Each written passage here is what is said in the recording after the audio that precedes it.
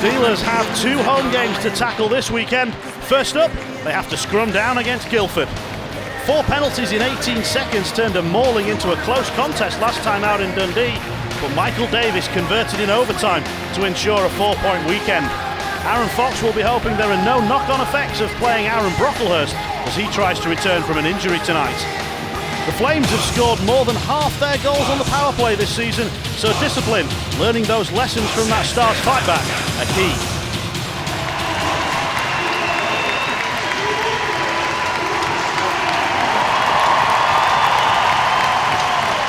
Great reception for a very popular Steeler, Jonas Vesterling. Back one final time.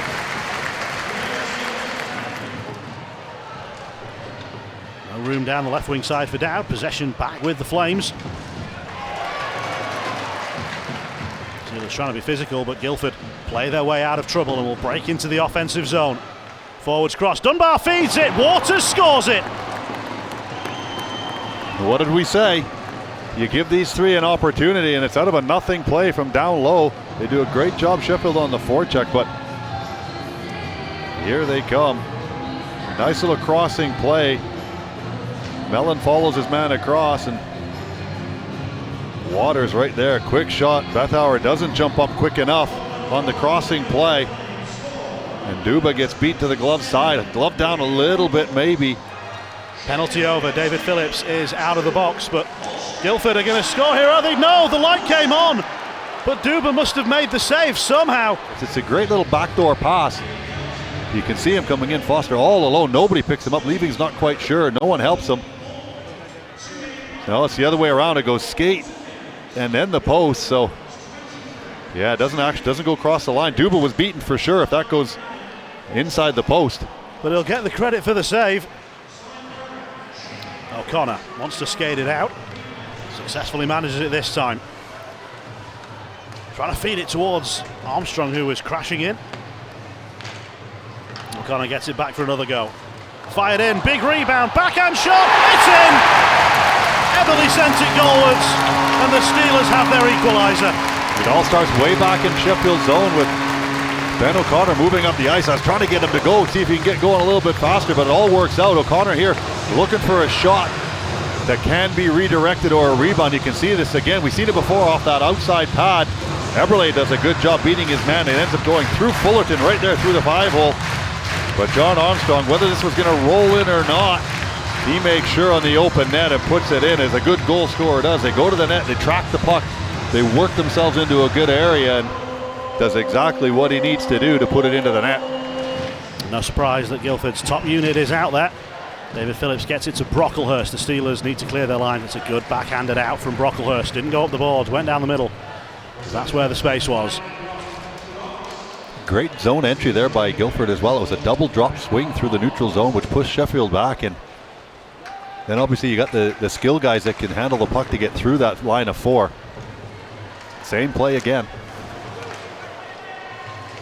Sent across here, the shooting chance comes in, and it's Lindhagen into the glove of Duba. Interesting, the Steelers rolling with Melland as a forward on the penalty killing units. Well, he's brought in as that sort of third line player, isn't he? That's his job. His job was to come in and be that sort of type of defensive player. The offensive stuff is great if it happens, but like I said, the breakout through there was good. Gruba in a good position there. It's glove up high, up around the ears. We've seen it before where guys go top shelf.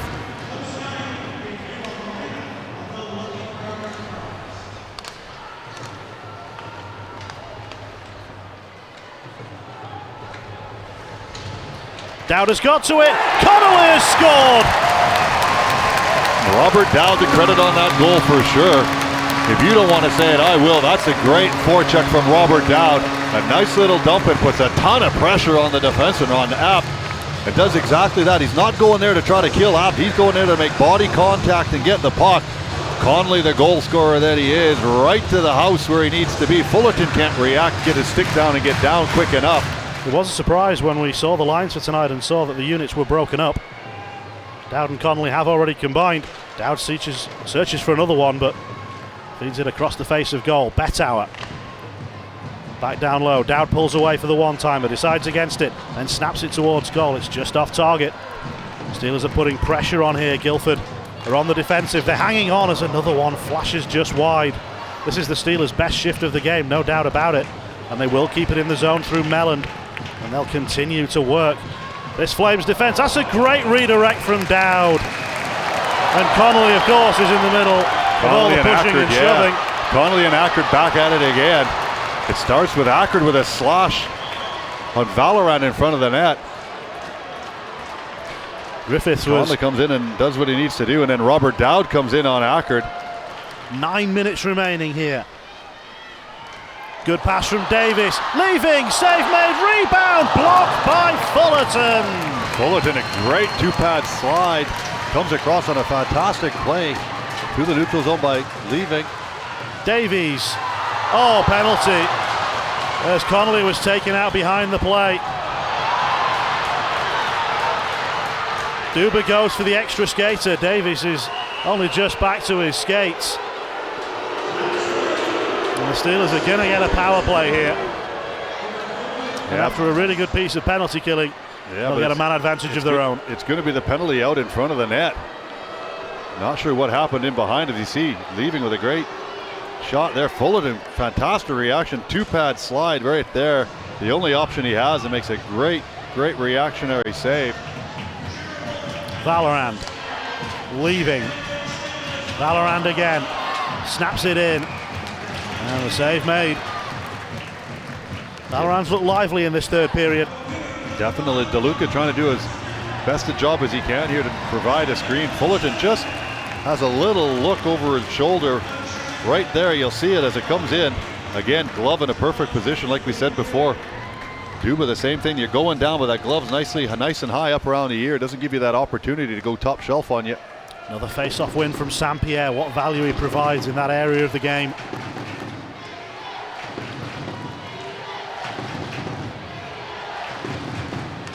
He feeds it to leaving. The Steelers search out the far side. Fired through, it must be tapped in, and it is! Valorand has got the goal. And the power play comes to the party at last. I'll tell you right now, that's a world-class play. You look at Lemchigov, watch this right here. This pass, his head's up all the way. Look where he puts this puck. You tell me you got a better pass anywhere that we've seen so far. That's tape to tape. Valorant doesn't have to do anything. All the power comes from Lemchigov there, and that's exactly what you need on the power play now. Sheffield stretch it out. 3-1, 8 minutes left in the third period, but wow.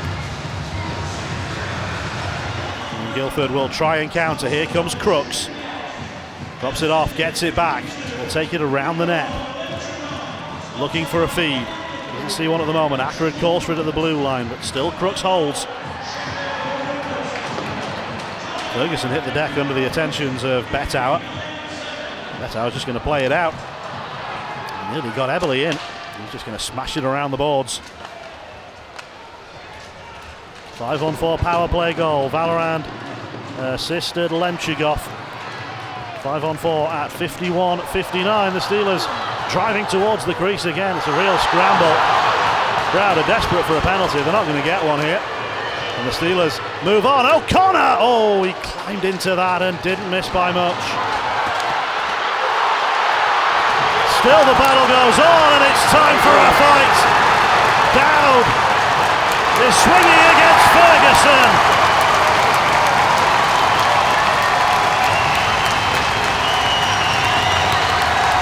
What a reaction. Well, all that starts out from when Robert Dowd does a great little lateral movement and drives out in on Fullerton and gets hit into Fullerton from his own player. Fullerton reacts. That's what everybody was shouting for before that, wanting Fullerton to get a penalty. Ferguson then continues with Dowd in front of the net, and that's the end result. Ferguson's the first one to get the gloves off, so whether there's an instigation penalty, I don't know as well. But Robert Dowd, you don't want to catch him on an angry day, that's for sure, because we've seen him throw some absolute bombs in a fight before. So final 10 seconds of power play, and Guildford are thinking short-handed, and now they've got to get back in a hurry. Puck slides past Armstrong, and that might cost him. Rowley is there, and that's well out on the backhand. Oh, and well played. Yeah, off these other bench. He did well to control it, even though he wasn't on the ice. Yeah, you can't play the puck before you come out of the box. No, he can't. He didn't have his skates on the ice. No, Of course he didn't. No, so you've got to be onto the ice to play the puck. I'm not exactly sure what the penalty call is. I'm not sure if it's delay a game or what, but you have to have your skates on the ice. You can't play the puck. The door was open and the puck was controlled, but he hadn't fully stepped out. No, there you go. So that's playing the puck off the ice. Well, it's a new penalty, but I knew you couldn't do it. Didn't know the name of it. No, that's a new one for me after 40 years of playing. Well, fun finding that on the electronic scoring system. Davies, good save. Fullerton out to meet him. Never seen it called before either, that. Ever.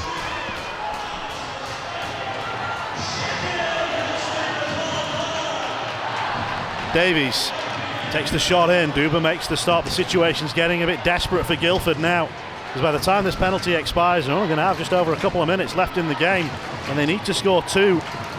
Baldwin and Connolly having a nice little discussion all the way up the ice in front of Darnell too. It went from behind the net all the way up to the blue line. They were still chattering to each other, so temper's getting a little bit thin now.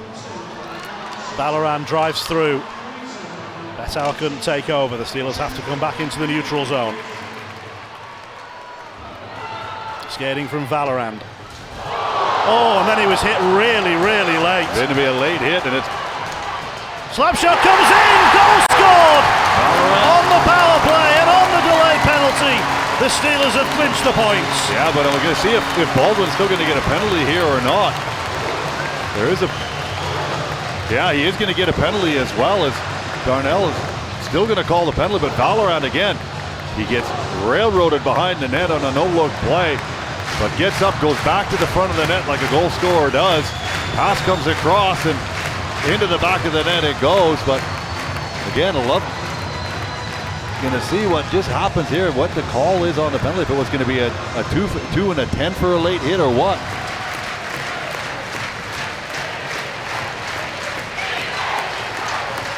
David Phillips switches it across. The Steelers are going to win this one by 4 goals to 1, and it's a triumph for their special teams.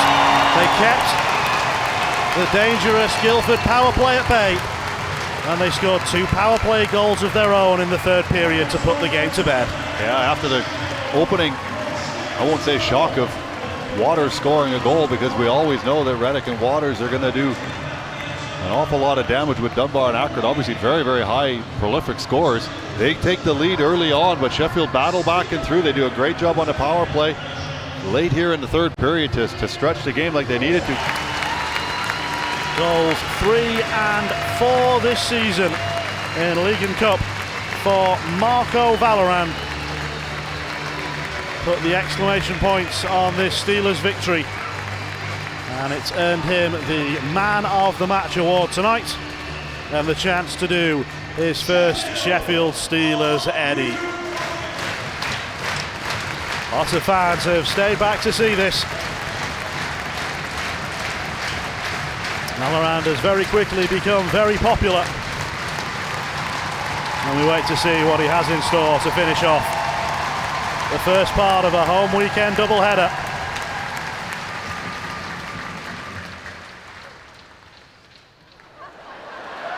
And he's reeling in the big fish. And his 2 goals have helped the Steelers to 2 points.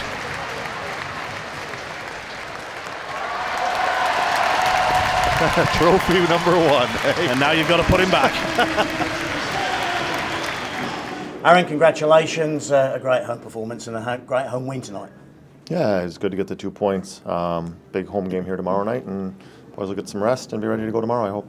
Did we play well tonight? Yeah, I thought we played better as the game went on. I didn't love it the first period we had. We made some mistakes coming out of our own end. Weren't keeping the game very simple, and they got some. I think we traded chances in the first with them. Dupes played well in the first, kind of kept us in it, and their goalie also played well. And then the second and third, I thought we kind of took over the game, and second for sure, I thought we could have been rewarded. I think we were only up 2-1 after the second, but I think we outshot them 23-7 and had 9 or 10 grade A's there, and their goalie played really, really well, kept them in them.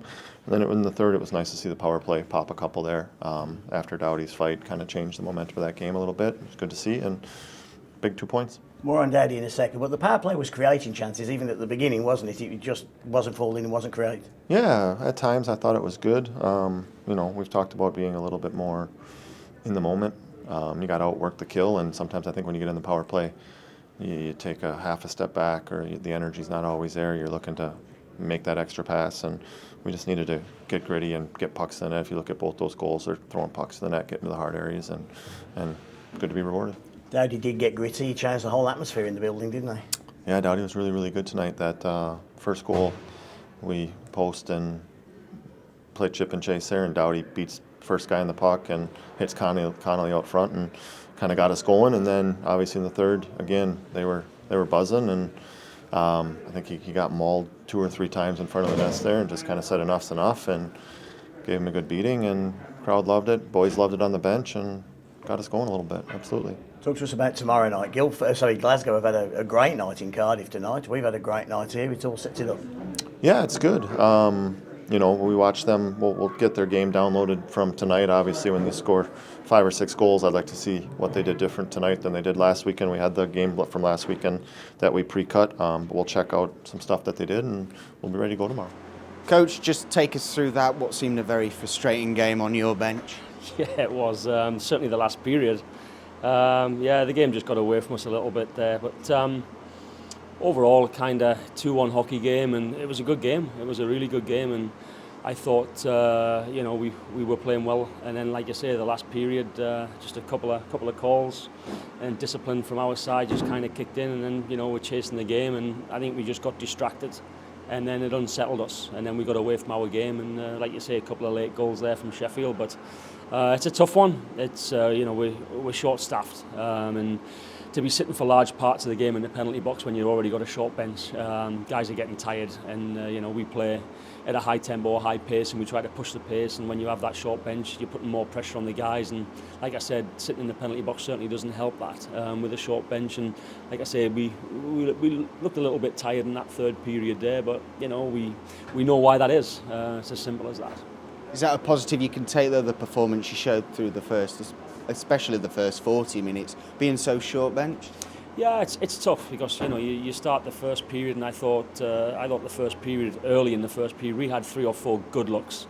Quite easily could have been goals, and then you go from obviously not scoring them chances, and later in the game it's going to come back to bite you. And I think certainly our 3 or 4 games that we've played so far, that's been the case. We've been very strong the first period, certainly again here tonight, and you don't capitalise on them chances, and when you don't do that, you're on the bench and you're thinking, okay, that's going to come back and get us, and sure enough, it did tonight. But I think give a lot of credit to Sheffield. I said in my pre-match interview yesterday, they're a good team. They've got a lot of good players. They've got great offense. They've got defensive on the back end who can move it and add to that as well. And both goalies, I thought. I know we obviously chipped in 4 in the end, but I thought Travis was very good for us tonight. Key saves at key times, and obviously the Sheffield goalie played very well. Like, he had his bit in the first period, didn't he? He kept us at bay. He did what he had to do, but he looked solid tonight. But overall, I thought Sheffield had a solid team performance, but just disappointed with what happened in the third.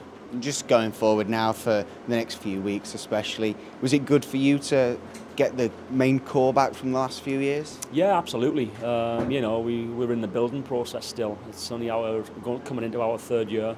And my belief is kind of you get a core of players that fit your mould, fit the blueprint of style that you want to play, and you try and keep that core, and that's what we did. And we added a little bit more to that core as well, and we haven't changed that. But we're in our third year, we're still building here towards where we want to go. But yeah, certainly happy with the guys we kept. I think several all-star throughout the couple of years there on that roster as well. So yeah, overall happy with the team. But obviously, we're 3-4 guys down here tonight coming into this game, and I know it's not an excuse. Every team's got injuries, but it's just nice. It would be nice this early in the season to get a full bench and then get that continuity going with your lines, your forward lines, your deep pairings. And unfortunately, we've had 2 games, and then all of a sudden we were coming, and then bump, you get the injuries. And like I said, every team gets them. You just have to deal with them, and we're no different.